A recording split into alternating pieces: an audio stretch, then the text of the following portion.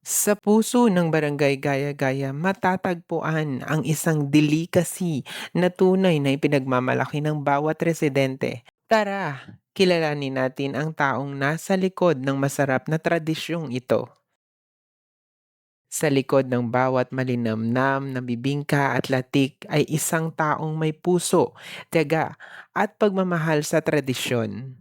Kilalanin natin si Nanay Arceli, isang masipag na tagagawa ng kakaning ito na ipinagmamalaki ng barangay Gaya-Gaya. Sa pamamagitan ng kanyang galing at dedikasyon, patuloy niyang binibigyang buhay ang lasa ng ating kultura.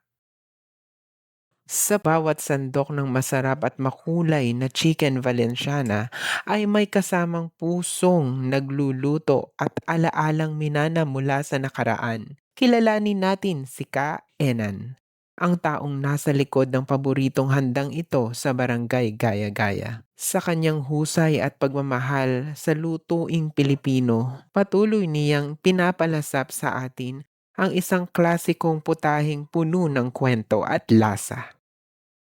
Sa likod ng bawat piraso ng masarap na kakanin ay isang kamay na masinop, isang pusong malikhain, at isang tradisyong iningatan sa paglipas ng panahon. Kilalanin natin ang taong nasa likod ng kakaning ipinagmamalaki ng barangay Gaya-Gaya.